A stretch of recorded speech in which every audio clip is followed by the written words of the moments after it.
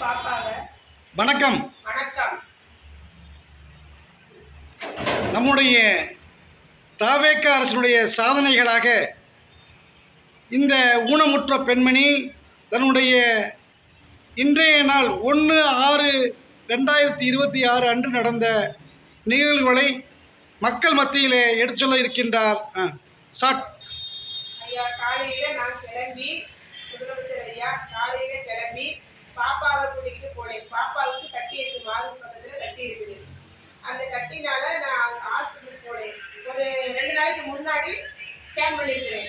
2 நாளைக்கு முன்னாடினா 10 நிமிஷம் எடுக்க வந்த ஸ்கேனை 12 மணி வரை வச்சுருந்தாங்க. அன்னைக்கு டாக்டர் பார்க்க முடியல, வெள்ளிக்கிழமை டாக்டர் பார்க்க முடியல, எடுக்க முடியாதுன்னு பார்க்க முடியல. சரிட்டு திங்கக்கிழமை நேற்று நாங்கள் போகிறோம். ஒரு 3-4 நாள் சேர்த்து போனால் போய் கூட்டம் வந்து லைனில் எடுத்துட்டு போயிட்டு முடியாததை நான் வண்டிக்கு போயிட்டு போய் சீட்டை எடுத்து போட்டு இந்த சீட்டு போதும், நீங்கள் எடுத்து போட வேண்டாங்கிறாங்க. அடுத்து நாங்கள் வார்டுக்கு போனால் இந்த வார்டு அந்த வார்டு அங்கே இங்கே போகிறாங்க. 10 பேருக்கு பின்னாடி நிற்கிறோம். 10 பேருக்கு பின்னாடி நின்று போனால் இங்கே பார்க்கறதில்ல, இன்னொரு இடத்துக்கு போகிறாங்க, இன்னொரு இடத்துக்கு பார்க்கறதில்ல, இன்னொரு இடத்துக்கு போகுங்கிறாங்க.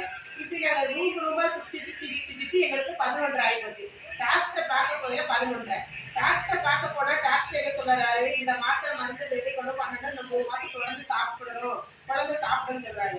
சாப்பிடுன்னு சொல்லையில அந்த டேப்லெட் அந்த இடத்துல இருக்குது. ஆனால் அந்த டேப்லெட் கொடுக்குறவங்க உங்களுக்கு வேலைப்பாளையங்கன்னு சொல்லி வேலைப்பாளையம் காட்டுறாங்க. அடிச்சு பிடிச்சி குழந்தைய முடியாத பிள்ளைய கூட்டிக்கிட்டு பஸ் ஏறி அங்கே போனால் அங்கே அவரு வீட்டுக்கு போகிறாரு.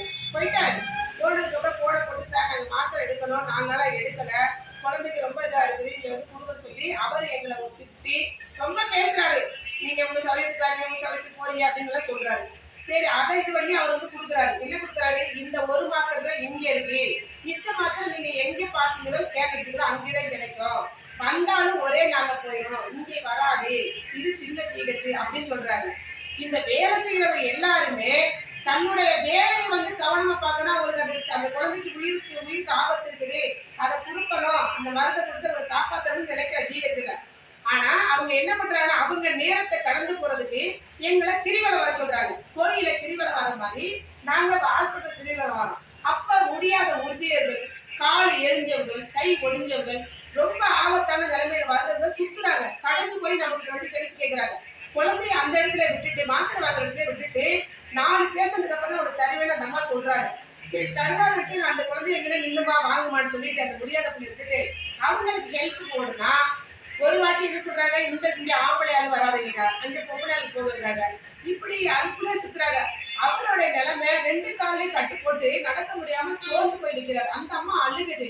அழுகை கண்ணீரை பார்த்துட்டு போய் டாக்டரை பார்த்தா பெட்டுக்கு அட்மிஷன் போடணும், இவருக்கு போடுங்க பாவம் அப்படின்னு போய் நம்ம போய் சொன்னோம்னா அவங்க என்ன சொல்றாங்க, திரும்ப அங்கே இருந்து பெருன்னு நாங்க வர்றோம், எங்க போனா கிளீன் பண்ணிடுவாங்க, பெட்டுக்கு அட்மிஷன் போட்டு தரேன் எப்படி பார்த்துட்டு கிளீன் பண்ண போச்சுறாங்க.